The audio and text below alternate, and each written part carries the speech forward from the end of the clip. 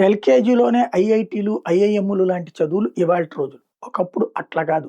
గురుకుల విద్యా వ్యవస్థ ఉన్నటువంటి దశలో, మన పిల్లల్ని తీసుకెళ్ళి ఆ గురుకులంలో వదిలిపెట్టేయాలి. అమ్మా, నాన్న అక్కడుండరు. ఇక్కడికి మళ్ళీ రోజు ఎళ్లి క్యారేజీలు పట్టుకెళ్తా, లేకపోతే కనుక ఏసీ బస్సులో పంపిస్తా, లేకపోతే అక్కడ మధ్యలో బ్రేక్‌లో గూడా వెళ్లి కూర్చునేటటువంటి పద్ధతి కాదక్కడ.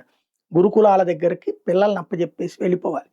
వెళ్ళిపోతే అది సామాన్య బంటు దగ్గర నుంచి రాజుగారి బిడ్డలైనా సరే, గురువుగారి శుశ్రూష చేసుకుంటూ, అంటే గురువుగారికి సేవలు చేసుకుంటూ, కాళ్ళు ఒత్తుతారా, నీళ్లు తెచ్చి పెడతారా, అన్నం పెడతారా, ఇట్లా గురు శుశ్రూష చేసుకుంటూ, గురు పత్ని శుశ్రూష అంటే వంట పనిలో సాయం దగ్గర నుంచి అన్నీ చేసుకుంటూ, వాళ్ళని మెప్పిస్తూ, వాళ్ళ దగ్గర నుంచి విద్యని అందుకుంటూ ఉన్నప్పుడు, ఆ టైంలో వీళ్ళల్లో ఉన్న టాలెంట్ ఒకళ్ళకి చిత్రలేఖనంలో అద్భుతమైన అనుభవం ఉండొచ్చు. ఒకళ్ళకి తర్కంలో జ్ఞానం ఉండొచ్చు. ఇంకొకళ్ళకి నృత్యంలో అవగాహన ఉండొచ్చు.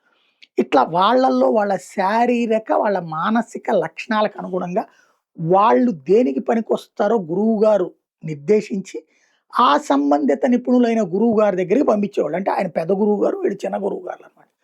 దీనికి కేంద్రం తక్షశిల, నలంద. ఇవాళ పెట్టిన యూనివర్సిటీలు మేము పెట్టామంటే మేము పెట్టాం, మేము ఫస్ట్ తెచ్చామంటే మేము ఫస్ట్ తెచ్చామని అమెరికా చెప్పుకోవచ్చు, చైనా చెప్పుకోవచ్చు, ఇంకోటి చెప్పుకోవచ్చు. కానీ ఈ గురుకుల విద్యా వ్యవస్థ ద్వారా ఇప్పుడు చెప్పుకునే మన ప్రవీణ్ కుమార్ గారి గురుకులం టైప్ కాదు. గురుకుల విద్యా వ్యవస్థ అంటే ఒరిజినల్ గురుకుల విద్యా వ్యవస్థ అంటే యూనివర్సిటీ. ఈ యూనివర్సిటీస్ ఎప్పుడో నలంద, తక్షశిల వేలాది మంది నేర్చుకున్నారక్కడ.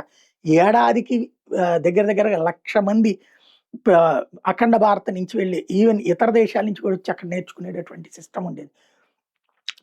అలాంటి తక్షశిల యూనివర్సిటీ మన దరిద్రానికి విడిపోయిన దేశంలో, భారతదేశం విడిపోయినప్పుడు పాకిస్తాన్‌కెళ్ళిపోయింది. ఇప్పుడు పాకిస్తాన్ వాళ్ళకి దానికి ఆ విలువ తెలీదు.